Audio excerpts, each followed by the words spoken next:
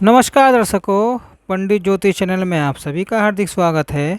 आज मैं आपको मंगला गौरी की व्रत विधि बताने जा रहा हूं कि कुमारी कन्या व्रत पूजन कैसे करें, पीरियड्स में व्रत कैसे करें, व्रत करने की संपूर्ण विधि क्या है, पूजन में क्या करें, व्रत कितने साल तक करें और किस प्रकार की सावधानी एवं पूजा पाठ एवं व्रत में क्या क्या सावधानी करें, पूरी इस वीडियो में मैं जानकारी आपको बताने जा रहा हूँ। इस वीडियो में हम लोग मंगला गौरी व्रत के बारे में जानेंगे और आप लोगों ने जो कमेंट में पूछा है मंगला गौरी व्रत के बारे में, उसका भी मैं जवाब दे दूंगा कि पीरियड्स में मंगला गौरी का व्रत हम कैसे करें, कुंवारी कन्या मंगला गौरी व्रत कर सकती है कि नहीं, सोमवार के बाद मंगलवार पड़ता है तो हमारा व्रत मंगलवार को भी रहता है, तो हम कैसे पालन करें और कैसे व्रत करें, यह भी आपने पूछा है। और नैवेद्य क्या चढ़ाना चाहिए, यानी भोग प्रसादी क्या चढ़ाना चाहिए।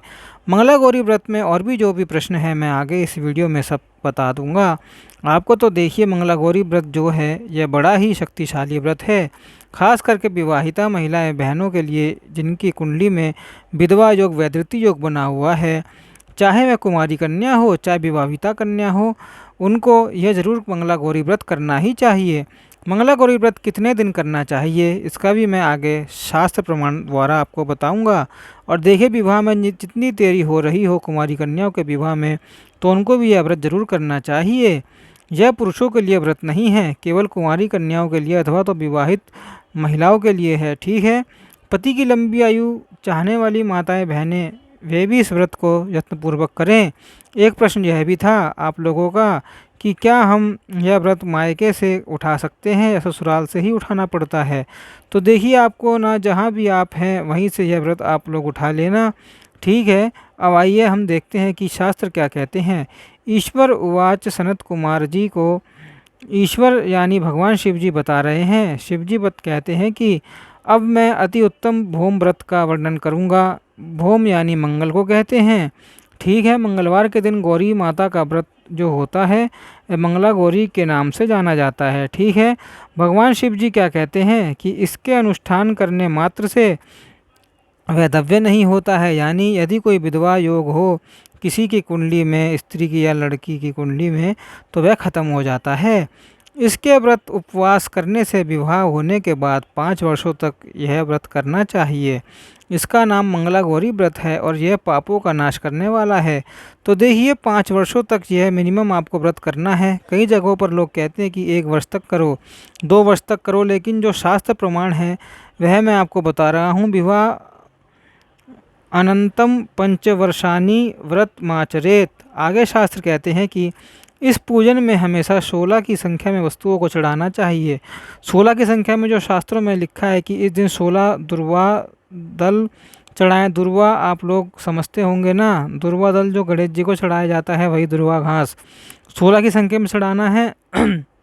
16 अपामार्ग दल को भी चढ़ाना है। यदि मिल जाए तो अति उत्तम है, चढ़ाइएगा, नहीं मिले तो कोई बात नहीं। अपामार्ग इसको चिड़चिड़ा भी कहते हैं। ठीक है, 16 चावलों से 16 चावल के दाने रख दें अथवा तो 16 कटोरियों में भरकर आप चावल रखते हैं, माँ को अर्पित कर सकते हैं। अथवा तो 16 दाने चने की दाल के आप चढ़ा सकते हैं, अथवा तो 16 कटोरी भर के आप चने की दाल माँ को अर्पित कर सकते हैं। जिस दिन आप पूजन करेंगे फिर उस दिन या 16 बत्तियों वाला दीपक जलाना चाहिए। कई लोग क्या कहते हैं कि मैंने प्राय देखा है कि एक ही बत्ती में एक तरफ चार चार कोनों में 4 बत्तियां लगा देंगे, बोलेंगे 16 बत्तियों वाला दीपक हो गया। तो बिल्कुल यह शास्त्र प्रमाणित नहीं है। शास्त्रों में स्पष्ट रूप से लिखा गया है कि 16 बत्तियों से 16 दीपक जलाने चाहिए, एक ही दीपक में 16 बत्ती नहीं जलानी चाहिए। माताएं बहनें आप पहले से यह करती आई हैं तो इस बार शास्त्र के प्रमाण से आप लोग करिए। 16 बत्तियों का आप लोग दीपक जला लेना, मतलब 16 दीपक। ठीक है, अलग अलग किस तिल का जलाना है, सबसे उत्तम है उत्तम तिल का तेल माना गया है। ठीक है, काले तिल के तेल के आपको यह जलाना है। अब आपका प्रश्न देखिए आ जाएगा इसी में कि किस चीज़ का भोग लगाना है। शास्त्र कहते हैं कि दद्यो धनम च नैवेद्यम तत्र भक्त प्रकल्पते। इसका अर्थ है कि दही तथा भात का नैवेद्य भक्तिपूर्वक अर्पित करना चाहिए। इस पूजन में कई लोग बताते हैं मिठाई चढ़ाओ, हलवा पूरी चढ़ाओ, यह सब नहीं है। जो शास्त्र कहते हैं वे आप चढ़ाइएगा, ठीक है। और किसी भी माताओं बहनों के घर में सिलबट्टा हो तो पूजन आप जब करें तो यह मंगला गौरी का, तब यह सिलबट्टा पूजन के स्थान पर रखने का भी विधान है, उसको भी तिलक करना चाहिए। अब देखिए पूजन कैसे करें। पूजन का वीडियो मैं अलग से क्या बनाऊं, मैं आपको ऐसे ही समझा देता हूं। आप लोग समझ जाएंगे। सबसे पहले आप जहाँ पर पूजन करते हैं, रोज़ माताएं बहनें जहाँ पर भी आप लोग पूजा करते हैं घर में, वहीं पर आप ये पूजन कर सकते हैं। अलग से चौकी आदि बिछाने की आवश्यकता नहीं है आपको। यदि आप बिछाना चाहें तो आपकी मर्जी है, नहीं तो कोई दिक्कत नहीं, आप बिछाकर कर सकते हैं अलग से स्थापित करके, ठीक है। सबसे पहले तो गणेश जी का आप लोग पूजन कर लेना, उनको तिलक पुष्प धूप दीप नैवेद्य आदि अर्पित कर देना, ठीक है। गणेश जी का प्रथम पूजन किया जाता है। देखिए पूजन में आपको गणेश जी का पूजन कर लिया, फिर उसके बाद आपको क्या करना है, माता पार्वती जी को और शिव जी को तिलक करना है, ठीक है। फिर आपको पुष्प चढ़ाना है, पुष्प में जो भी आपके पास पुष्प हो चढ़ा देना।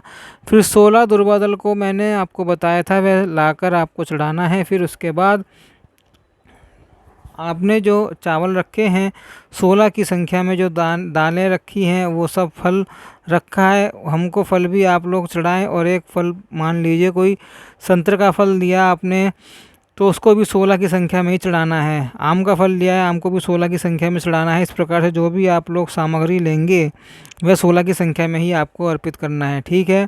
फिर उसके बाद आपको ना धूप दिखाना है, धूप तो एक ही जलाइए और एक ही दिखाइए, ठीक। फिर उसके बाद दीपक आपको दिखाना है, तो पहले आप एक दीपक से दिखा लेना, दीप दर्शन कर देना भगवान को, माता जी को। फिर उसके बाद 16 दीपक जलाकर 16 की संख्या में आप यहाँ पर रख देना। फिर उसके बाद आपको ना दही और भात यानी पका हुआ चावल, इसका भोग लगाना है माता पार्वती जी को, शिव जी को, ठीक है। तो यह हो गया आपका पूजन। अब देखिए 16 श्रृंगार भी अर्पित करने का विधान है। तो 4 मंगलवार चढ़ते हैं, किसी किसी सावन में 5 मंगलवार भी पड़ते हैं। तो किसी भी एक मंगलवार में आप, तो शुरुआती के मंगलवार में या तो आखिरी वाले मंगलवार में आप 16 श्रृंगार का सामान अर्पित कर देना माता को। तो इस प्रकार से आपका पूजन हो जाएगा। कई माताएं बहनें कलश की स्थापना भी करती हैं, तो बिल्कुल करिए, अच्छी बात है। यदि कोई नहीं करता है तो कोई बात नहीं, इस प्रकार से भी सिंपल पूजन आप लोग कर सकते हैं। लेकिन मुख्य नैवेद्य में आप ध्यान कीजिएगा कि दही और पका हुआ चावल ही आपको रखना है, ठीक है। पूरा दिन आपके अंदर व्रत उपवास करना है। आपको यदि भूख लगे तो आप दूध ले सकते हैं अथवा तो फलाहार ले सकते हैं। चाय कॉफ़ी बिल्कुल नहीं पीनी, यह मादक द्रव्यों में आता है, इससे व्रत आपका टूट जाएगा, समझ गए ना आप लोग। फिर आपको शाम को भी पूजन करना है। यह पूजन आप सुबह में कर लेना, फिर शाम को भी धूप दीप जला लेना। यदि आपने सुबह में पूजन कर लिया है तो केवल धूप दीप जलाकर हाथ जोड़ लेना और व्रत कथा सुन लेना। मंगला गौरी व्रत कथा में आप लोग मैं अपलोड कर दूंगा।